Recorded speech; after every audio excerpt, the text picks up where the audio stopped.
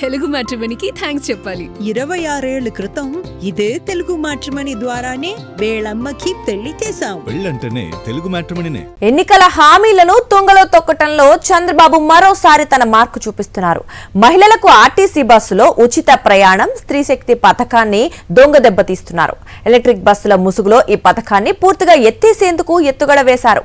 ఓవైపు ఆర్టీసీని ప్రైవేట్ పరం చేస్తూ విలువైన ఆస్తులను తమ అస్మదీయులకు కట్టబెడుతోన్న బాబు, మరోవైపు స్త్రీ శక్తి పథకాన్ని నిర్వీర్యం చేసి రాష్ట్ర మహిళలను మోసం చేసేందుకు చకచకా పావులు కదుపుతున్నారు.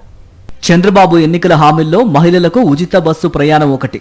ఆయన 2024 జూన్ 12న అధికారంలోకి వచ్చిన 15 నెలల వరకు మహిళలకు ఉచిత బస్సు ప్రయాణం పథకాన్ని అమలు చేయనేలేదు.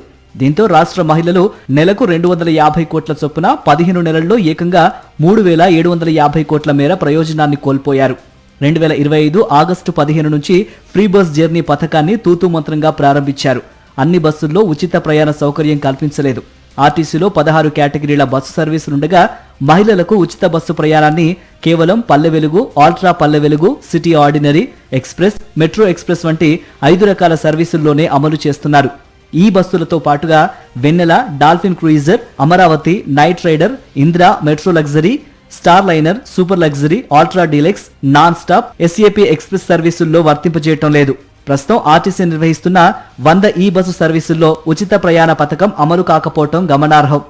ఆర్టీసీని పూర్తిగా నిర్వీర్యం చేసేందుకు చంద్రబాబు సర్కార్ కొత్త ఎత్తుగడ వేసింది. 100% ఈ బస్సులను ప్రవేశపెట్టే విధానానికి ఆమోదం తెలిపింది. అది కూడా పూర్తిగా ప్రైవేట్ కార్పొరేట్ సంస్థల ద్వారానే ప్రవేశపెడతామని తేల్చి చెప్పింది. ప్రైవేటు పరం చేసేందుకు పక్కా కుతంత్రంతో ఆర్టీసీని ఉద్దేశపూర్వకంగానే నిర్వీర్యం చేస్తోంది. ప్రధానమంత్రి ఈ బస్సు సేవా పథకం ద్వారా ప్రవేశపెట్టే ఈ బస్సులను ఆర్టీసీనే నిర్వహించాలన్న ఉద్యోగ సంఘాల డిమాండ్ను చంద్రబాబు ప్రభుత్వం తిరస్కరించింది. ఈ నేపథ్యంలోనే ఆర్టీసీ కొత్త డీజిల్ బస్సులను కొనటం లేదు. ఇటీవల 6 నెలల్లోనే 264 డీజిల్ బస్సులను సర్వీసుల నుంచి పూర్తిగా తొలగించారు. వాటి స్థానంలో కొత్త బస్సుల్ని ప్రవేశపెట్టనే లేదు.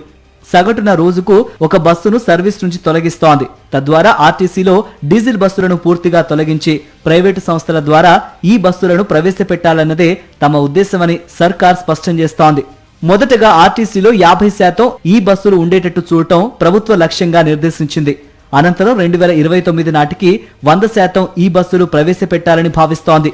ఈ బస్సుల్లో ఇప్పటికే ప్రయాణం అమలు కావటం లేదు కాబట్టి కొత్తగా ప్రవేశపెట్టబోయే బస్సుల్లోనూ అదే నిబంధన వర్తిస్తుందనేది సుస్పష్టం. ఈ విషయాన్ని ఆర్టీసీ అధికారులు ధృవీకరిస్తున్నారు.